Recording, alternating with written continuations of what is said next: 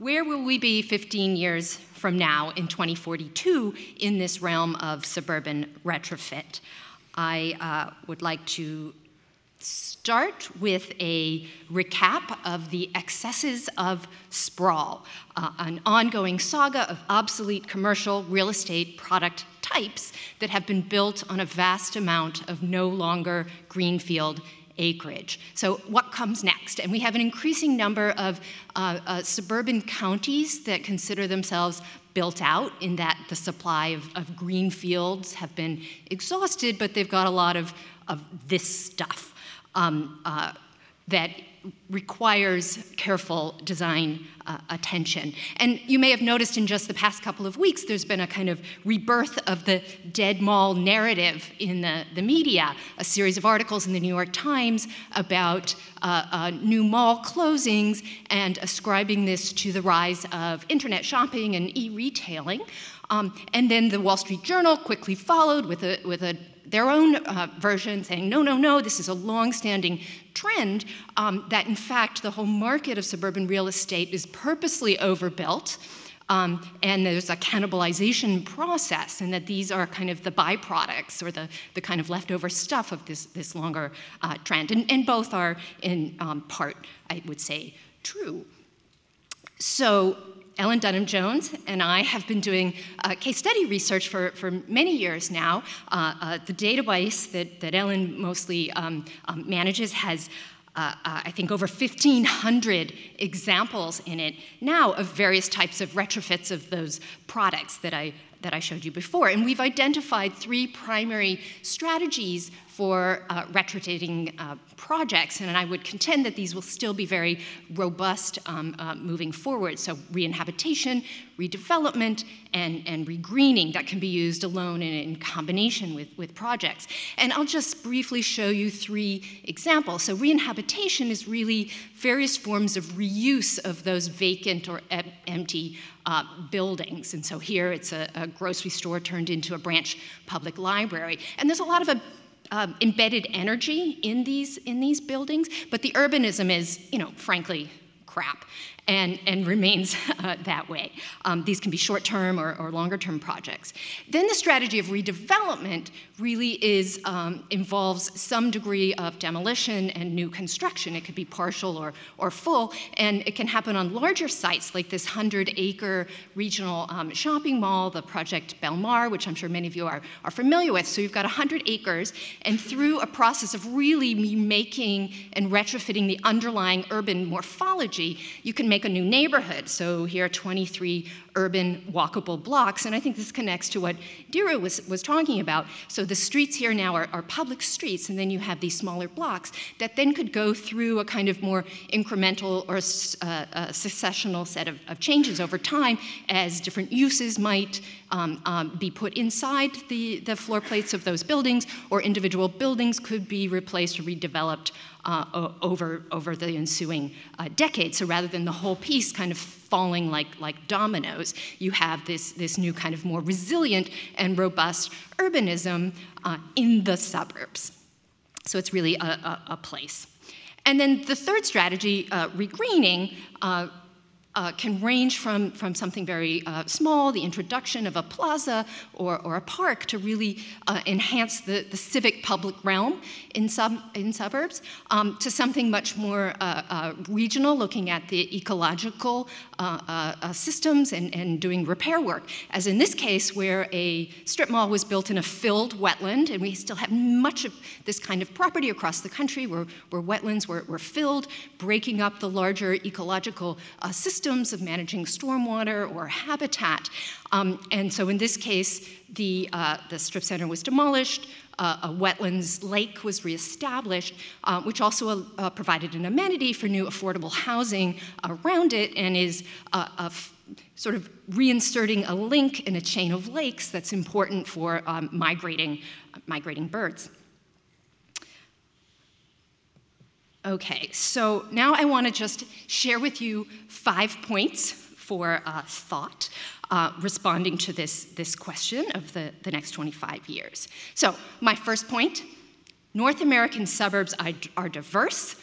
We're always diverse and will become even more diverse. So the word suburb is kind of a portmanteau concept, I would say, that there are lots of types of suburbs, but this term still brings to mind that stereotype of white middle-class communities. Suburban historians have done really fantastic work in recent decades highlighting and telling the stories of a more diverse set of suburbs going back over time, working class and industrial suburbs populated by blacks, Latinos, ethnic white communities. So the future, though, is I would say, going to be a reflection of the demographics of the United States as a whole, and I think this pairs with what Todd was saying, that there are these large cohorts, but then there's lots of difference within them. So we would need to consider suburbs as more of a set of mosaic of different types of places rather than a melting pot. It's a mosaic geography, and we need better terms or taxonomies or typologies, I think, to understand all the different types of suburbs and which ones are most conducive to new urbanism retrofit. And I think there are many types of suburbs that are, and new types will emerge in the coming decades for those mom and pop millennial folks that you were discussing. Where are they going to live? A lot of them will live in new types of suburbs that will have the qualities of walkable urbanism, and I think there's opportunities for successional kinds of projects within existing suburban places to meet that need, and will be super receptive to the principles of new urbanism. Okay, second point. Mobility throughout metropolitan areas will be transformed, especially along suburban corridors. And a bigger point here is about, within the metropolis, finding a kind of polycentric structure over time of nodes and corridors. So early suburbs were connected by rail, then cars, and what's next? I think there's a lot of discussion at this meeting about the potential impact of autonomous or driverless vehicles, whether private or embedded into transit systems. There's the question about what to do about parking and how we can evolve beyond the hybrid solutions that characterize a lot of work in suburban TODs, like the Texas donut building type that hybridizes a structured parking garage with housing and other uses. In the future, I think we can anticipate continued reuse of gray fields, all that excess surface parking, but also reinhabitation of redundant parking structures, perhaps, and taking over more of the roadways if some of the things that are predicted as an outgrowth of autonomous vehicles and other things come to pass.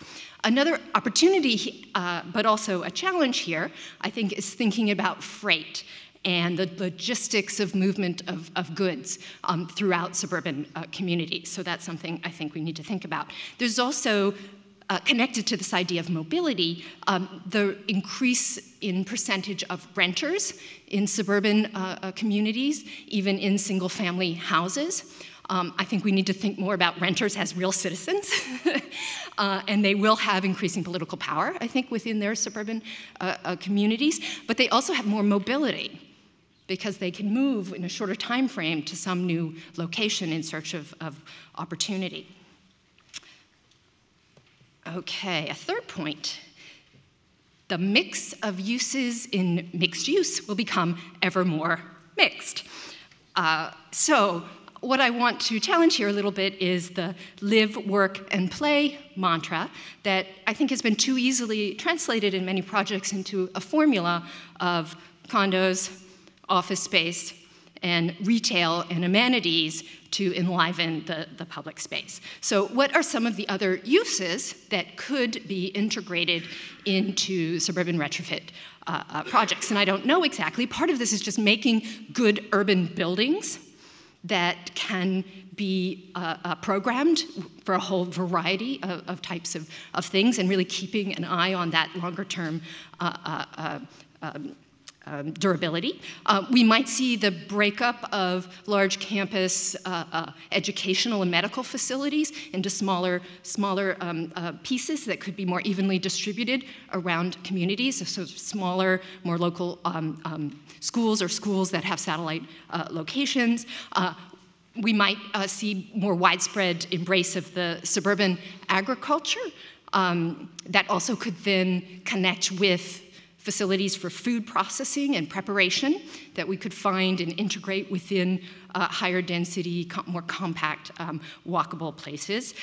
The integration of non-polluting, clean industrial uses. And then, of course, there's the continuing need for an increasing range of housing types, and also more supportive housing and services for these groups of folks living in poverty in suburbs. Co-housing might become more widespread in multi-generational households and housing for them. Fourth point. The global footprint of North American suburbanization will expand. The growing global middle classes around the world are importing conventional development practices from North America. And the investor money and the expertise of the folks who built sprawl in the United States are following those opportunities and repeating our mistakes. So there's an opportunity here to think about adapting the tools, because there are differences around the globe, to spread the avoid sprawl and anticipatory retrofitting messages. And when we talk about the majority of the world's population being urbanized, a lot of that urbanization throughout the globe is suburbanization. Fifth point, the United States might transform from a consumer's republic into a federation of producers.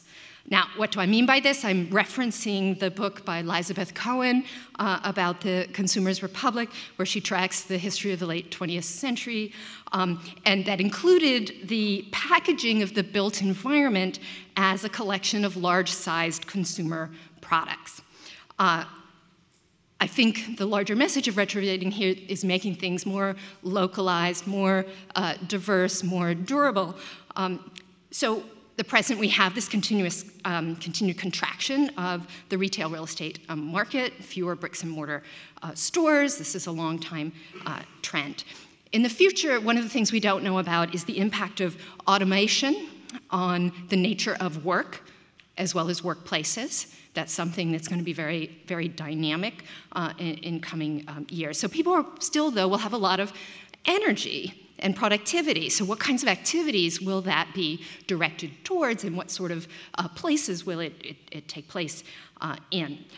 Also within this point, I want to put forth the potential for increasing localized production of renewable energy within suburban retrofits. So that's another kind of production, I would say. Now, just a few snapshots.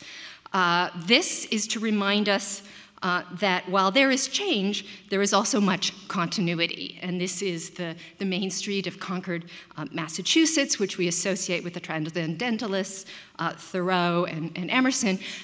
But we also should recall that back in the 1850s, Thoreau in his cabin was still within commuting distance of downtown Boston via the train, right? And here you can see where the suburb of Concord is located within greater metropolitan Boston, and in fact, it's an inner suburban place at this time. Second point, just to emphasize this idea about the present, this is a kind of typology of immigrant suburbs, that is, suburbs that have a high percentage of foreign-born residents, and there's a number of different types of immigrant suburbs, and they differ in the major metropolises of the United States. So you can see in Los Angeles, the immigrant suburbs are dominated by low-income Hispanic immigrant suburbs, and also middle-income Asian immigrant suburbs. While New York has a fairly large percentage of middle-income mixed, and also a sizable proportion of middle-income Black immigrant suburbs. And then this I put as a kind of speculation about the future. This is a scheme that was developed for the Build a Better Burb competition that I organized for Long Island a few years ago. It's called Long Island Radically Rezoned, but it is one kind of envisioning of a polycentric future of densified suburban nodes around the railroad or commuting railroad transit structure, and the land in between regreened into a less dense kind of morphology with nodes of local renewable energy production to service the whole. And you see in the charts on the upper right there of the percentage of land in suburban fabric then redistributed either to mostly to open space in this scenario. And then just to end, I want to go over some of the challenges that certainly Ellen and I are organizing our research around to try and raise the bar in suburban retrofitting projects over the next decades. So the imperative to redesign for water and energy with resilience, so both too much water and too little in the case of drought. And Ellen has a session, is it tomorrow, on retrofitting water. Reducing auto dependency, of course, remains a significant challenge. Improving public health, and Larry Frank, I think in a later session today, will talk about this. This, I think, is a great potential to actually generate some funding or grants or other kinds of things for retrofits that can be demonstrated to be cost-effective in preventing future health costs associated with sedentary diseases associated with sedentary lifestyle. Retrofitting for an aging society, also something that perhaps could lead to some funding, ramping up affordability, capitalizing on social capital networks, and really the uncertainty at the federal level suggests focusing more on social and local connections, competing for jobs, and learning from international examples. And I will leave it there. Thank you.